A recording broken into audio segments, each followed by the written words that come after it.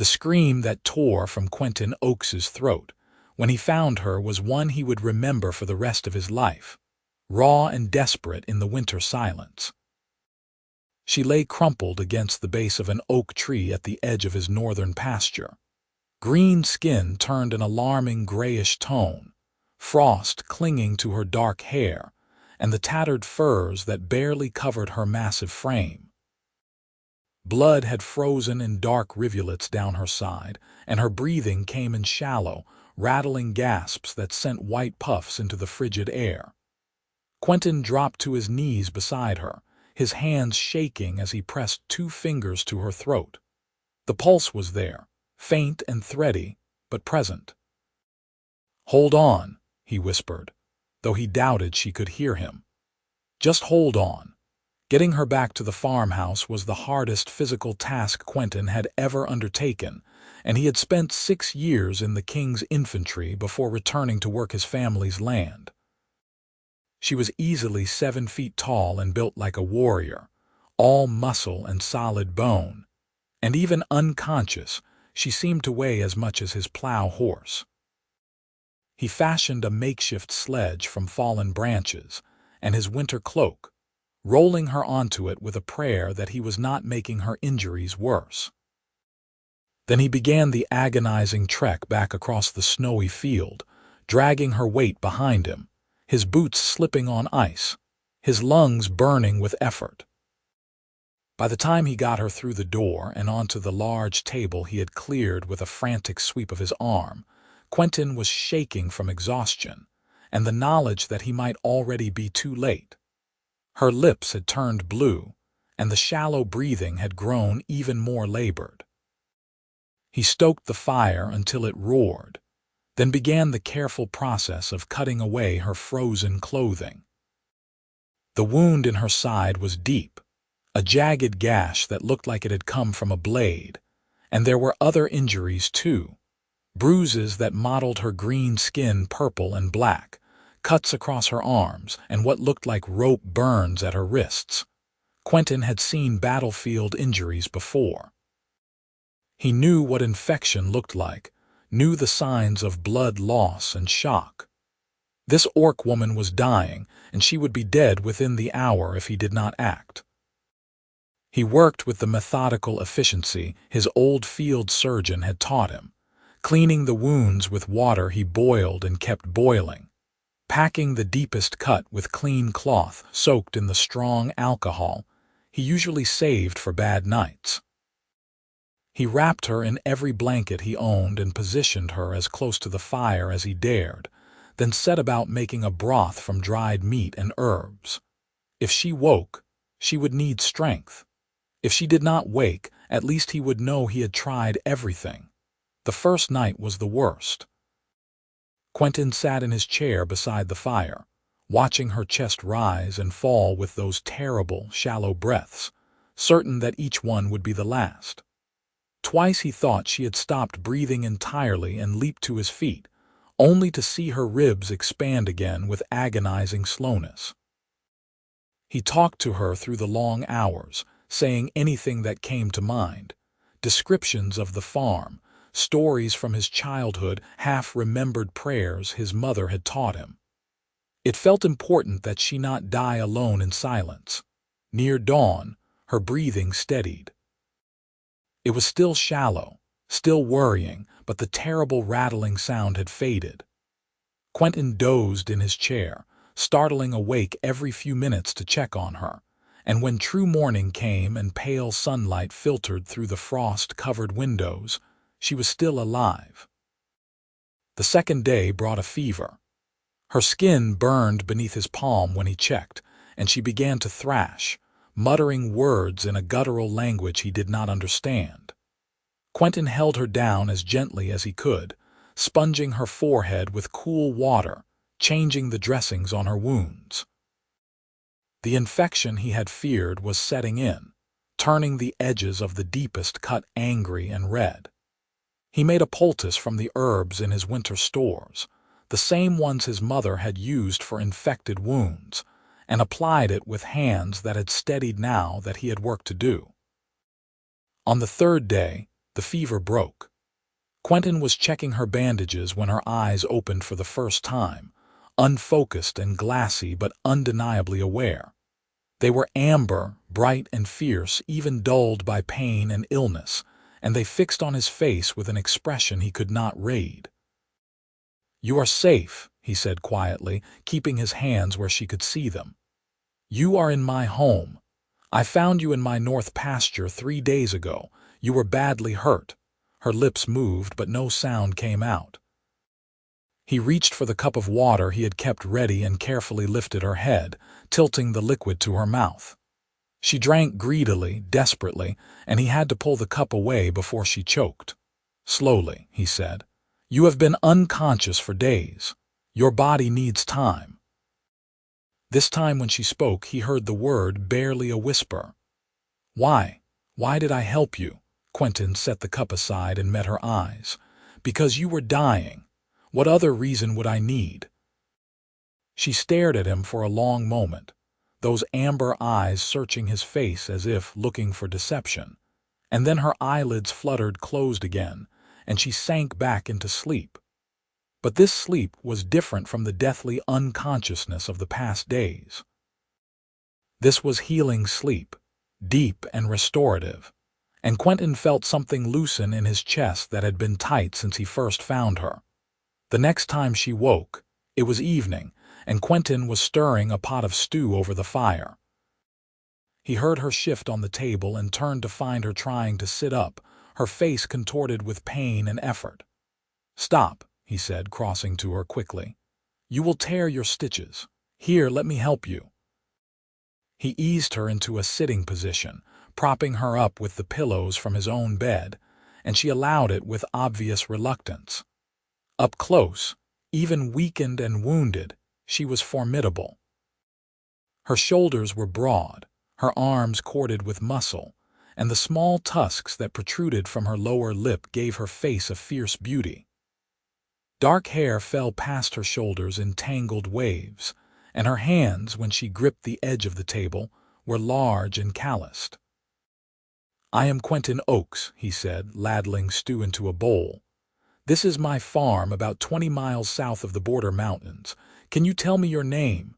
She was silent for so long he thought she might not answer, but finally she said, "Vrasha." "Vrasha."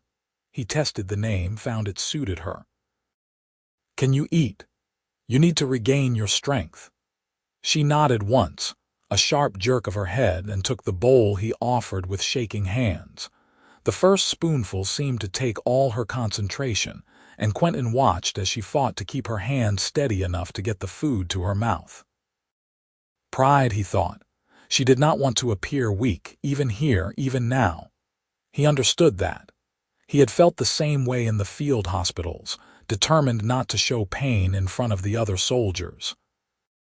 They ate in silence, and when she had managed half the bowl, Vrasha set it aside and fixed him with that intense amber stare again. "You are human," she said. "It was not a question. I am. Humans do not help orcs. Humans kill orcs." Quentin leaned back in his chair. "Some humans do." "I am not some humans."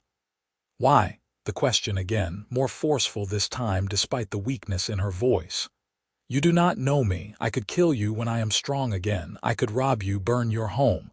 Why would you risk this, could you?" he asked mildly. "Kill me, I mean."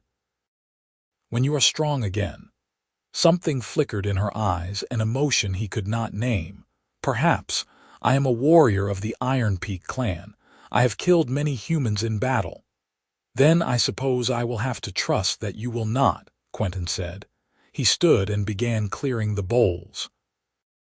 "You were dying, Vrasha of the Iron Peak clan. I am a farmer, not a murderer. I do not leave injured creatures to freeze in the snow, whether they are human, orc, or anything else. That is all the reason I need." She watched him move about the small kitchen, and he could feel the weight of her gaze. Finally, she said, How long have you been here?"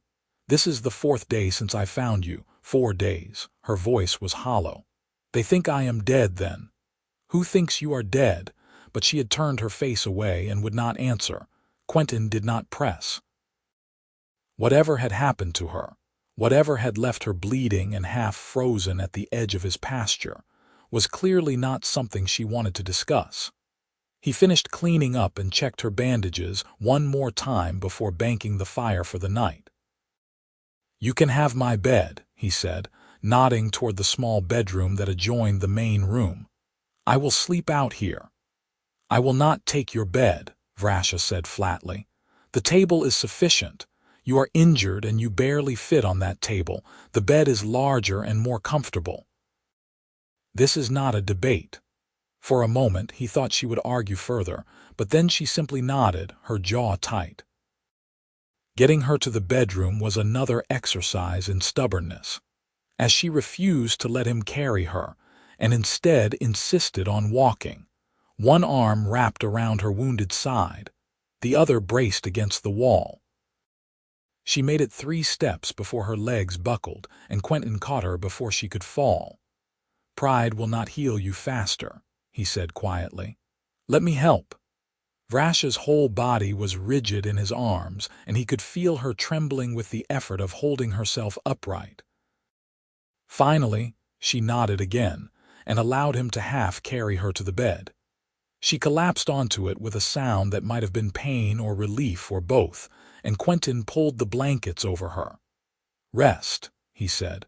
"We can figure out everything else when you are stronger." He left her there and returned to the main room, settling into his chair by the fire with a blanket of his own. Sleep was a long time coming. His mind kept returning to the questions she had raised, the implications of an orc warrior injured and alone so far from the border. The war between the human kingdoms and the orc clans had been over for nearly a decade, ended with a tenuous peace treaty that held more through exhaustion than any real resolution. But skirmishes still happened, and orcs found on human land were often killed on sight, just as humans who wandered too far into the mountains rarely returned. What had happened to Vrasha? Who had hurt her badly enough to leave her for dead? And what was he going to do when she was well enough to leave? The winter days fell into a routine. Each morning, Quentin rose before dawn to tend to his animals and check the homestead, doing the necessary work to keep the farm running through the cold months. Then he would return to the house to find Vrasha awake, sitting up in bed or, as the days passed and her strength returned, moving slowly around the main room. He changed her bandages, brought her food, and gradually began to engage her in conversation. She was wary at first, answering his questions with single words or silence, but Quentin was patient. He talked to her the way he talked to the half-wild barn cats that lived in his hay loft, calm and steady, making no demands. He told her about the farm, about the seasons and the work each one required. He told her about growing up here, about his parents who had died of fever the winter before he joined the army, about the friends he had made and lost in the war. Vrasha listened, and slowly, she began to speak as well. Small things at first, observations about the weather, questions about the strange human custom of keeping animals instead of hunting them. Then, haltingly, pieces of her own story. She was the youngest daughter of a clan chieftain, born into a life of warfare and honor. She had trained as a warrior from childhood, learning to fight with blade and bow and bare hands, and she had proven herself in battle many times over. But 3 months ago, everything had changed. "There was a human," she said one evening as they sat by the fire after dinner. Her wounds had healed enough that she could sit in a chair now, though she moved with obvious stiffness. "A merchant who came to trade at the border market. His name was Elric, and he was kind to me. He did not look at me with fear or hatred. He looked at me like I was a person." Quentin said nothing, sensing she needed to tell this at her own pace. "We began to meet in secret," Vrasha continued, her voice low. "He would bring me gifts, small things, ribbons and sweets, and once a book of human poetry. He taught me to read your language." He said he loved me, and I was fool enough to believe him. The bitterness in her tone was sharp enough to cut. My clan found out. They said I had dishonored them by consorting with a human, that I had betrayed our people. My father gave me a choice: renounce Elric and never see him again or be cast out. She was silent for a moment, staring into the flames. I chose Elric. I left my clan, my family, everything I had ever known. I went to find him in his village to tell him I had given up everything for him. Quentin could already guess how this story ended, and his hands tightened on the arms of his chair. He laughed at me, Vrasha said, and her voice was completely flat now, drained of emotion. He said he had never loved me, that I was just an amusing diversion, a monster he could boast about betting to his friends. He called his men, and they beat me. They cut me and left me in the woods to die, a warning to any other orc who might think they could be human. Vrasha, Quentin said, and he was surprised by the fury in his own voice. I am so sorry. She looked at him then, and there was something raw and vulnerable in her eyes that made his chest ache. Why, you did not do this. No. But he was human, and he hurt you in a way no one should ever be hurt. That shame belongs to all of us who share his kind. You are not like him, Vrasha said quietly. You are not like any human I have known. The days turned into weeks. Vrasha grew stronger, her wounds healing into scars, her strength returning. She began to help with the household tasks, insisting that she would not be a burden, and Quentin found himself enjoying her company in ways he had not expected. She was fierce and proud, yes, but she was also intelligent and surprisingly funny, with a dry sense of humor that caught him off guard and made him laugh. They fell into an easy partnership. Vrasha could not do heavy labor yet, but she was clever with her hands, and she mended the clothes he had been meaning to fix for months, repaired the broken hinge on the cupboard, even carved a new handle for his axe when the old one split. Quentin cooked and tended the animals and kept the fires burning, and in the evenings they sat together and talked. He found himself looking forward to those evenings, to the sound of her voice and the way her eyes sparked when she was passionate about something. He liked the way she moved, graceful despite her size, and the rare smiles that softened her fierce features. He liked having her in his home, like not being alone. It was dangerous, he knew. She was orc and he was human, and even if she could forgive what Elric had done, the world outside this farm would never accept them. But here, in the small sanctuary of his homestead, those divisions seemed less important. One night, nearly 2 months after he had found her, Vrasha asked him why he had never married. They were sitting by the fire, as had become their custom, and the question surprised him. He considered it for a moment, then shrugged. I suppose I never found the right person, he said. After my parents died, I was too busy keeping the farm running to think about courting. Then the war came and I joined the army. When I returned, most of the women I had known growing up had married other men. It did not seem important. You do not wish for a family, for children. I did once, Quentin admitted. When I was younger, I imagined I would have a wife and a house full of children, that the farm would be full of life and noise. But time passed, and that dream seemed less and less likely. I made peace with the idea that I would grow old alone. Vrasha was quiet for a long moment. Then she said, I understand that. I thought I would have a mate someday, a warrior who would stand beside me in battle and in life. That is what my mother had with my father, what all the women of my clan hoped for. But I was always too headstrong, too willing to question traditions. The warriors of my clan respected me, but they did not want me as a mate. And then Elric came, and I thought perhaps I had been wrong to want what my clan could give me. I thought perhaps there was something different waiting for me. And now, Quentin asked gently, now I do not know what I want, Vrasha said. I am clanless, mateless, without purpose or place. I am healing in the home of a human who should hate me but does not, and I do not understand why you are so kind." Quentin leaned forward, his elbows on his knees, and met her eyes. "I am kind because you deserve kindness. Because what was done to you was wrong, and because everyone deserves a place to heal. But also because I like you, Vrasha.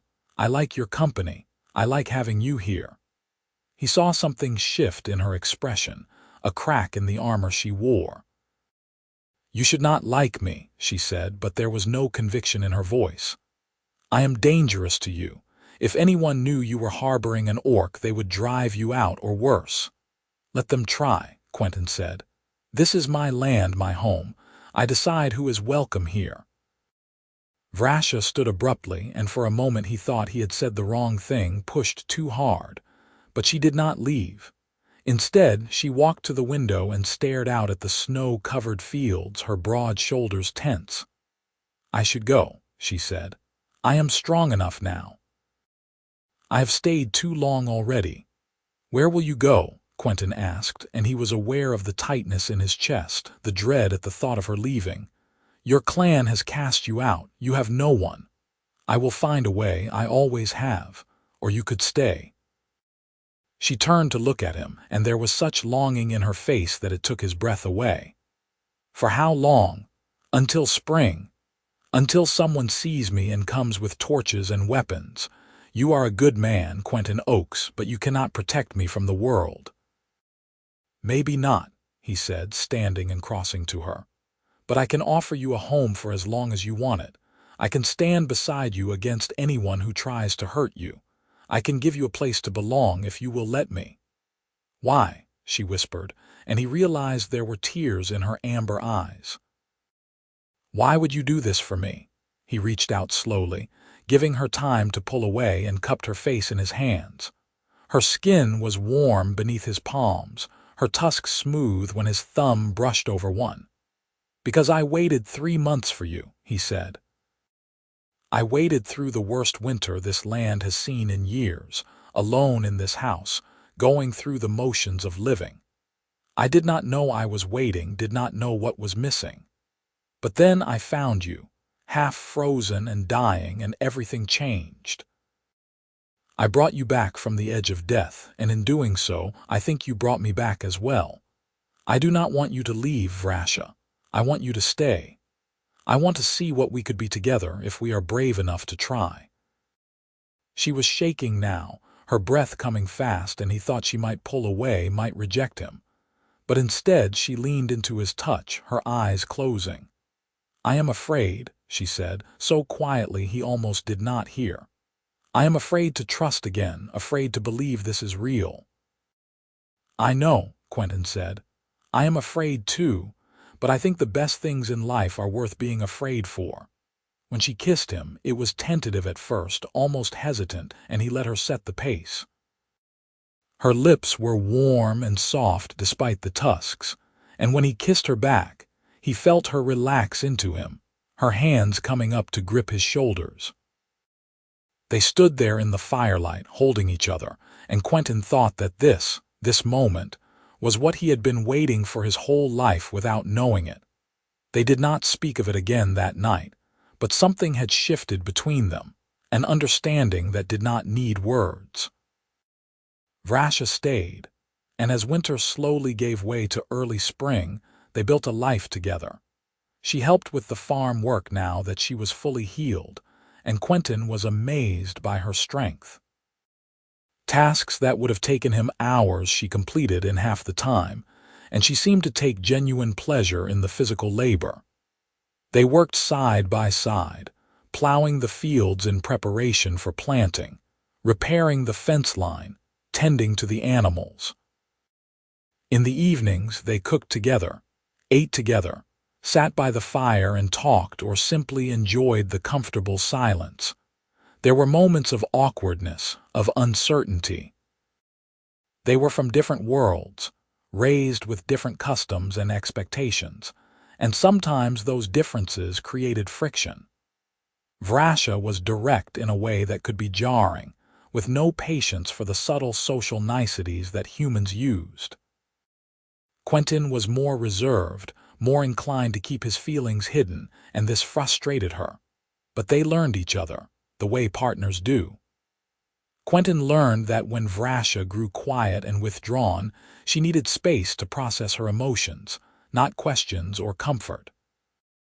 Vrasha learned that Quentin showed love through actions rather than words, and that his quiet steadiness was its own kind of strength.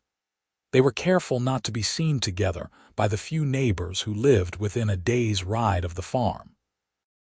When Quentin went to the village for supplies, Vrasha stayed hidden, and he brought back news of the outside world that reminded them both how fragile their sanctuary was. There had been another orc sighting near the border, he reported one day, and a group of men had ridden out to hunt it down. Vrasha's face had gone hard and closed when he told her, and that night she had held him with a fierceness that spoke of fear. "We cannot live like this forever," she said, her voice muffled against his shoulder. They had moved beyond chaste kisses now, their relationship deepening as the weeks passed, and she had taken to sleeping in his bed in his arms. "Hiding, pretending you are alone, it is not fair to you." "I do not feel like I am hiding," Quentin said, stroking her hair. "I feel like I am protecting what matters most to me. There is a difference. But what kind of life is it if we can never leave this farm? If I can never meet your friends, if we can never go to the village together?" "An honest one," he said. "A life where we are together. That is enough for me." "Is it enough for you?" She was silent for a long time, and then she said, "Yes, you are enough." Spring came in earnest, bringing warmer days and the hard work of planting. Quentin taught Vrasha how to sow the seeds in neat rows, how to judge the soil and the weather, and she took to it with the same intensity she brought to everything. They worked from dawn until dusk, and fell into bed each night exhausted and satisfied. It was on one of those warm spring evenings, with the windows open to let in the breeze and the smell of growing things, that Quentin realized he loved her. Not the tentative, careful affection he had been feeling, but real, bone-deep love. He loved the way she laughed, rare and startled, when something delighted her. He loved her strength and her vulnerability, her fierce pride and the soft way she touched him when they were alone. He loved her, and the realization was both terrifying and inevitable. He did not tell her, not right away. He held the knowledge close, savoring it, and watched for signs that she might feel the same.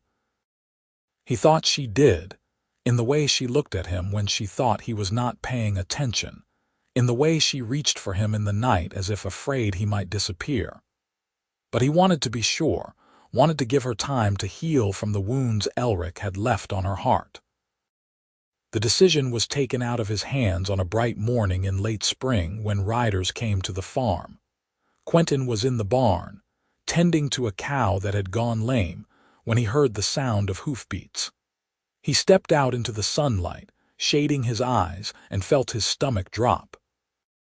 There were 5 of them, armed men on horseback, and he recognized the leader as Gareth Moorland, a minor lord who owned land to the east and had a reputation for cruelty. "Quentin Oakes," Gareth said, not bothering to dismount. "We are hunting an orc that was spotted in this area." "Have you seen any sign of it?" Quentin's mind raced. Vrasha was in the house, and if they searched the property they would find her. He forced himself to remain calm, to keep his voice steady. "I have not seen any orcs," he said, "but I will keep watch and send word if I do." Gareth's eyes narrowed. "You live alone out here, do you not? Seems dangerous with orcs about. I can take care of myself." "I am sure you can. You were in the war, were you not? Infantry, if I recall." "I was." "Then you know how dangerous orcs are, vicious creatures, the lot of them." "We caught one last month, found it skulking near Riverside, hanged it from a tree as a warning to the others." Gareth smiled, and there was something cruel in the expression. You would tell me if you saw one, would you not? It would be your duty as a subject of the crown." "Of course," Quentin said, and he was proud that his voice did not shake. "Now, if you will excuse me, I have work to do." He turned back toward the barn, dismissing them, and held his breath as he waited to see if they would leave. For a long, terrible moment, he thought Gareth would insist on searching the property, but finally he heard the sound of hoofbeats retreating. Quentin waited until he was sure they were gone before sprinting back to the house. He burst through the door to find Vrasha standing in the corner, a knife in her hand and her face pale. "They are gone," he said, "but they are looking for you. Someone must have seen you." "I have been careful," Vrasha said, but there was fear in her eyes. "I have not left the farm." "It does not matter. They are hunting, and they will not stop until they find you." Quentin crossed to her, taking her shoulders. "We need to leave. We can pack what we need and head north into the wilderness. Find somewhere they will not follow." "No," Vrasha shook her head. "This is your home, your land. I will not let you give it up for me." "I do not care about the land," Quentin said fiercely. "I care about you. We will find a new place, somewhere we can both be safe." "Quentin, please, think about what you are saying. If you run with me, you will be a traitor to your people.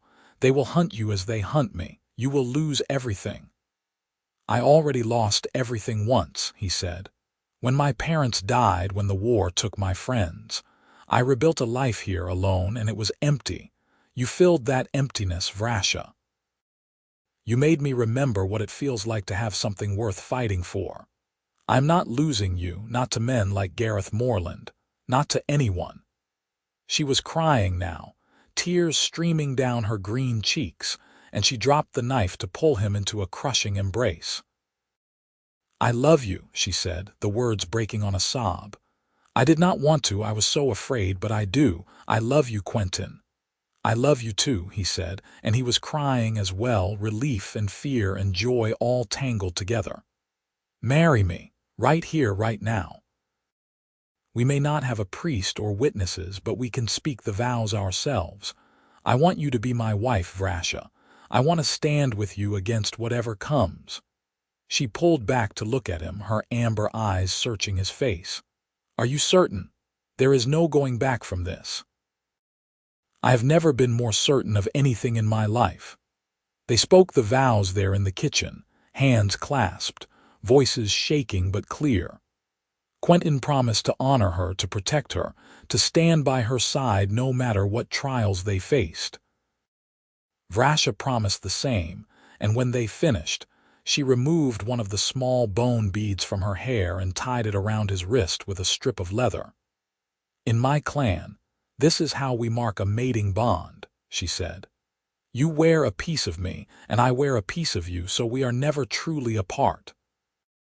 Quentin had nothing so fine to give her, but he took the simple iron ring his father had worn and slipped it onto her finger. It was too small to fit properly, so she threaded it onto a cord and hung it around her neck, tucked beneath her shirt where it rested against her heart. They spent that night holding each other, making love with a desperate intensity born of the knowledge that their time was running out.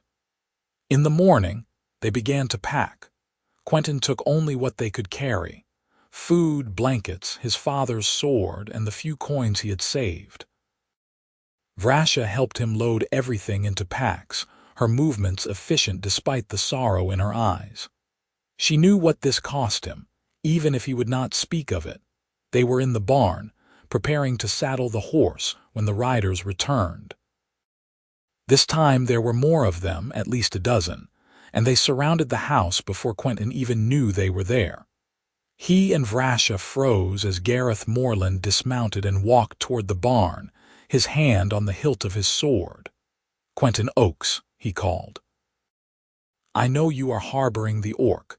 Come out peacefully, and we will make this quick." Quentin looked at Vrasha, saw the fear and resignation in her eyes, and made a decision. He stepped out of the barn alone, positioning himself between the riders and the woman he loved. "There is no orc here," he said. "You are trespassing on my land. Leave now." Gareth laughed. "Do you take me for a fool? My men saw tracks, saw smoke from 2 fires instead of 1. You have been hiding it, feeding it. That is treason, Oakes. The penalty is death." "Then you will have to kill me," Quentin said quietly. "Because I am not letting you take her." Gareth's eyebrows rose. "So it is true what they say. You have been rutting with a monster. Gods, man, have you no shame?" "The only monster here is you," Quentin said, and he drew his father's sword. It was old and he had not used it in years, but the weight was familiar in his hand. "Leave my land, or I will defend it." Gareth drew his own blade. "So be it." The other riders were dismounting now, weapons drawn, and Quentin knew he could not win this fight. But he would try for Vrasha, for the life they had built together. He would try until his last breath. He never got the chance. Vrasha burst from the barn like a storm, moving faster than he had ever seen her move. She had armed herself with his wood-cutting axe, and she swung it with devastating precision, catching the nearest rider in the chest and sending him flying. The men shouted in alarm, scrambling to regroup, but Vrasha was among them now, a whirlwind of green skin and fury. "Run!" she screamed at Quentin. "Get out of here! I am not leaving you." He threw himself into the fight, sword flashing, and together they drove the riders back. Vrasha fought with the skill of a trained warrior, her movements economical and brutal, and Quentin did his best to cover her back. They were outnumbered and outmatched, but they were fighting for each other, and that made them dangerous. Gareth rallied his men, shouting orders, and the tide began to turn. Quentin took a cut to his shoulder, then another to his thigh, and he felt his strength beginning to fade. Beside him, Vrasha was bleeding from a dozen wounds, her breathing labored, but she did not stop. She would not stop, he realized, until they killed her or she killed them all. "Enough!" The voice rang out across the farmyard, loud and commanding, and everyone froze. A new group of riders was approaching, led by a woman on a white horse. She was tall and regal, with silver hair and armor that gleamed in the sunlight, and Quentin recognized her with shock. Lady Celeste Whitmore, the governor of the province. "What is the meaning of this?" Lady Celeste demanded, her sharp eyes taking in the scene. "Gareth Moreland, I gave you permission to hunt an orc raider, not to attack one of my farmers." "He was harboring the creature, my lady," Gareth said, pointing at Vrasha with his sword. "Hiding it, protecting it. That is treason." Lady Celeste dismounted and walked over to where Quentin and Vrasha stood, still ready to fight. She looked at them both for a long moment, her expression unreadable, and then she said, "Is this true, Quentin Oakes? Have you been sheltering this orc?" Quentin straightened, ignoring the pain of his wounds. "I have, my lady. I found her dying on my land 3 months ago. I saved her life." "And why would you do such a thing? You are a veteran. You know what orcs are, what they have done." "I know what this war has done," Quentin said. "I know that I have killed and I have seen good men die, and I am tired of it. I found someone who needed help and I gave it. If that is treason, then I am a traitor." "He is my husband," Vrasha said, and her voice was steady despite the blood running down her arms. "We are bonded. If you punish him, you punish me as well." Lady Celeste's eyebrows rose. "Husband, that is a bold claim." "It is the truth," Quentin said. "We spoke vows. In the eyes of her people and mine, we are married. I see." Lady Celeste was quiet for a moment, and then she turned to Gareth. "This changes things. If they are wed, then she is under his protection as his spouse. That is the law." "The law does not extend to orcs," Gareth protested. "The law extends to spouses of human citizens," Lady Celeste said coldly. "Or have you forgotten that the peace treaty includes provisions for intermarriage, however rare it may be?" Gareth's face flushed with anger, but he said nothing.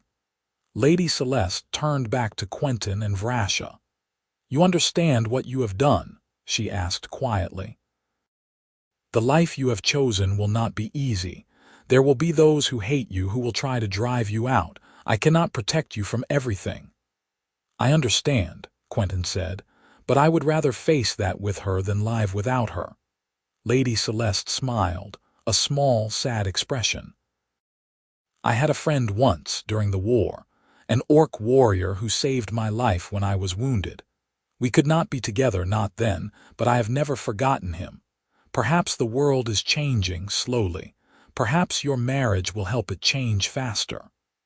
She raised her voice so all the riders could hear. I am declaring this matter closed.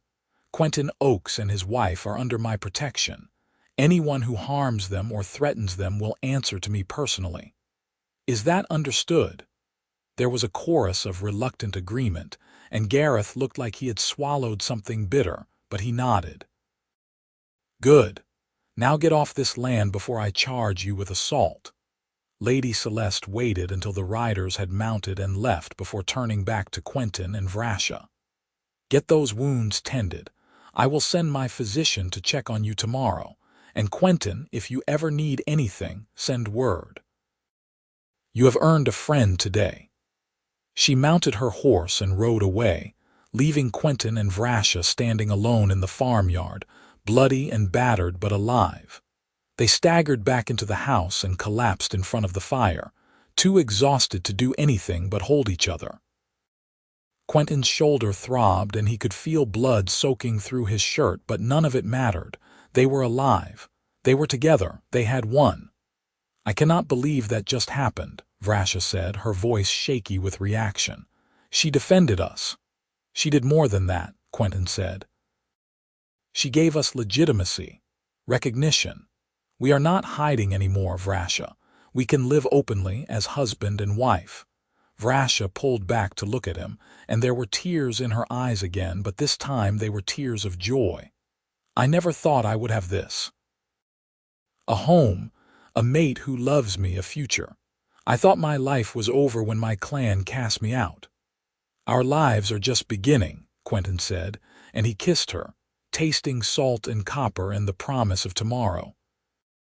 The physician came the next day, as Lady Celeste had promised, and tended to their wounds with professional efficiency. She was an older woman, stern-faced and no-nonsense, and if she had any opinions about treating an orc, she kept them to herself. She left them with salves and clean bandages and instructions to rest, and Quentin and Vrasha obeyed, spending the next few days recovering.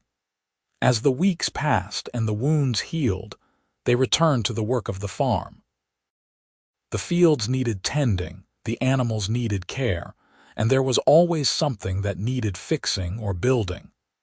But now they worked openly, without fear of discovery, and it felt like a weight had been lifted. Neighbors came, some out of curiosity, some out of hostility. Quentin turned away those who could not be civil, and welcomed those who were willing to give Vrasha a chance. Slowly, grudgingly, the community began to accept them. It helped that Vrasha was willing to help anyone who asked, using her strength to assist with tasks that would have been impossible for a single human. She hauled timber for a new barn, helped dig a well when one of the nearby farms ran dry, and even taught some of the local children how to carve small figures from wood. There were still those who hated them, who muttered about monsters and unnatural unions, but they were fewer now, and Lady Celeste's protection kept them from acting on their hatred. Summer came, and with it, the hard work of harvest. Quentin and Vrasha worked side by side in the fields, cutting wheat and bundling it for storage, and in the evenings they sat on the porch and watched the sun set over the land they had fought to keep. I have been thinking, Vrasha said one evening, her hand resting on Quentin's, about the future. What about it? Do you want children? The question surprised him, and he considered it carefully before answering. I do, I always have, but I did not know if you would want that after everything. I want it, Vrasha said softly. I want to build a family with you, Quentin. I want our children to grow up knowing both human and orc cultures, to be bridges between our peoples. They will face challenges, Quentin said. They will be neither fully human nor fully orc. The world may not know what to make of them. Then we will teach them to be strong, Vrasha said. To be kind, to know their own worth regardless of what others say. We will give them the love and acceptance we both had to fight for. Quentin turned to her, taking both her hands in his. You are right, and we will do it together every step of the way. They began trying that summer, and by autumn, Vrasha knew she was pregnant. The pregnancy was not easy. Orc physiology was different enough from human that there were complications, and the physician made regular visits to ensure both mother and child were healthy. But Vrasha was strong, and she carried the baby with the same fierce determination she brought to everything. Winter came again, and Quentin found himself thinking about the previous winter, about finding Vrasha half frozen and dying. A year ago, he had been alone, going through the motions of existence without purpose or joy. Now his house was warm with life, his wife was carrying his child, and he had a future to look forward to. I waited 3 months for you, he said one evening as they sat by the fire. Vrasha was knitting a blanket for the baby, her large hands surprisingly deft with the needles. That is what I told you the night we first kissed. Do you remember? I remember, Vrasha said, smiling. I thought you were mad. Maybe I was, but it was true. I did not know I was waiting, but I was, and when I found you, everything made sense. Vrasha set aside her knitting and moved to sit beside him, resting her head on his shoulder. I waited for you too, in my own way. I waited my whole life to find someone who would see me, truly see me and love what they found. I had given up hope that such a person existed, and then you proved me wrong. We proved each other wrong, Quentin said. About humans and orcs, about what is possible when you are willing to take a chance on someone different. Our child will prove the world wrong, Vrasha said, placing his hand on her swollen belly. They will show everyone that love can bridge any divide. The baby came in early spring, a healthy girl with green-tinted skin, small tusks, and her father's dark hair. They named her Kira, a name that meant light in the orc tongue, and she filled the farmhouse with her cries and laughter.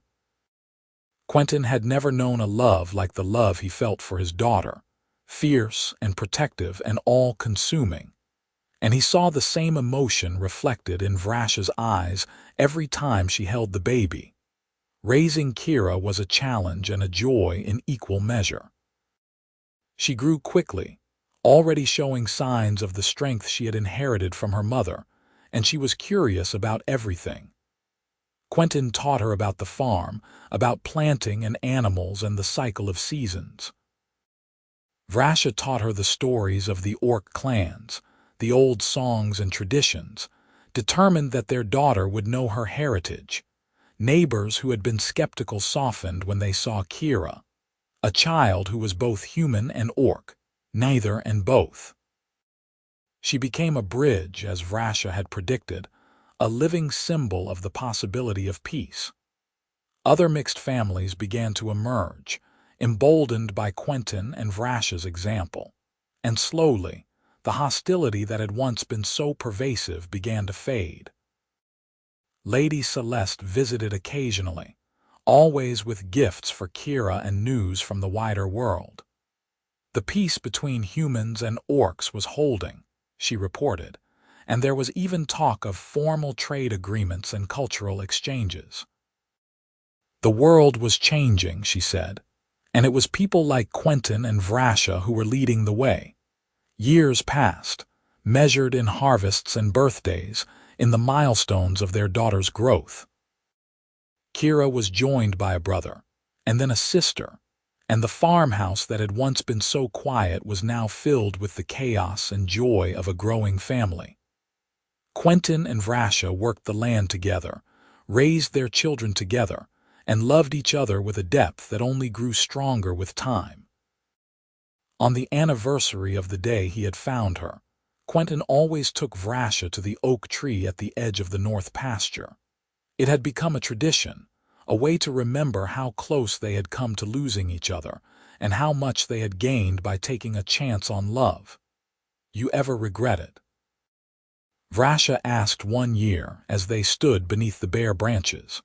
It was winter again and snow covered the ground, but this time they were both warm and safe. "Giving up the life you could have had for this one?" Quentin pulled her close, wrapping his arms around her and their unborn child, for she was pregnant again. "Not for a single moment. This life with you and our children is more than I ever dreamed of. You saved me as much as I saved you, Vrasha.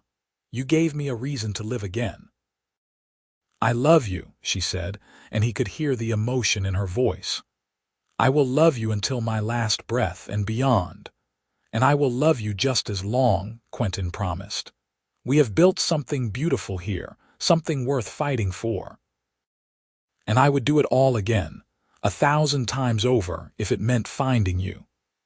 They stood there together as the snow began to fall, two people from different worlds who had found in each other a home. The future stretched out before them, uncertain and challenging, but they would face it side by side as they had always done. And that, Quentin thought, was all anyone could ever ask for. The farm thrived under their care, becoming known throughout the region for its quality produce and the unusual family that tended it. Quentin and Vrasha became elders in their community, respected for their wisdom and their willingness to help anyone in need. Their children grew into strong, kind adults who carried forward their parents' legacy of bridging divides and building understanding. And always, on winter evenings, Quentin and Vrasha would sit by the fire and remember. They would remember the day he found her dying in the snow, the months of healing and growing trust, the moment they chose to bind their lives together. They would remember the challenges they had overcome and the love that had sustained them through everything. "I waited 3 months for you," Quentin would say, and Vrasha would smile and reply, "And I would wait a lifetime if that is what it took to find you again." It was a good life, built on a foundation of courage and compassion and the simple truth that love recognizes no boundaries. Quentin Oakes had set out to save one life, and in doing so, he had found his own salvation. And Vrasha, who had been cast out and betrayed, had discovered that true belonging comes not from the clan you are born into, but from the family you choose to build. Together, they proved that even the deepest divides could be crossed, that even the oldest hatreds could be healed, and that sometimes the greatest love stories begin with a single act of unexpected kindness. Their story became legend in the region, told and retold to children who would grow up in a world a little more accepting, a little more hopeful, because two people had been brave enough to love across the lines that were supposed to divide them. And so they lived, Quentin and Vrasha, the human farmer and his orc bride, in a house filled with love and laughter, on a farm that had once been empty but was now abundant with life. They grew old together, their hands weathered by work and time, but always intertwined. They watched their grandchildren play in the fields where Quentin had once found Vrasha dying, and they knew that every moment of struggle, every challenge they had faced, had been worth it for this. When Quentin was very old, lying in the bed he had shared with Vrasha for so many decades, she held his hand and whispered, "Thank you for finding me. Thank you for choosing me." And he smiled, his eyes filled with all the love of a lifetime, and whispered back, "Thank you for staying. Thank you for making this life possible." They left behind a legacy that extended far beyond their farm, far beyond their children and grandchildren. They left behind proof that love could transform the world, one act of kindness at a time, one brave choice at a time. And in the end, that was the greatest gift they could have given to each other and to the world around them. The story of Quentin Oakes and Vrasha became more than just a tale of romance. It became a beacon of hope for anyone who had ever felt like they did not belong, anyone who had ever loved someone the world told them they should not love. It became a reminder that the most profound connections often come from the most unlikely places, and that sometimes the person you are meant to spend your life with is the one you never expected to find. And every winter, when the snow fell and the world grew quiet, the children of the region would hear the story again. They would hear about the farmer who found an orc dying in his field, who chose compassion over fear, who built a life and a family that changed the world around them. And they would learn that love, true love, is the most powerful force in any world, capable of healing wounds that seem unhealable and bridging gaps that seem unbridgeable. The farmhouse still stands, generations later, a monument to what two people can build when they refuse to let the world's divisions define them. And on clear winter nights, when the moon is bright and the snow sparkles like diamonds, some say you can still feel the warmth of the love that filled that house, a warmth that never quite faded, a reminder that some bonds are strong enough to last forever. This is the story of Quentin and Vrasha, of waiting and finding, of courage and compassion, of a love that defied expectations and created something beautiful from the ashes of prejudice and hate. It is a story that began with a desperate rescue in the snow and grew into a legend that would inspire generations.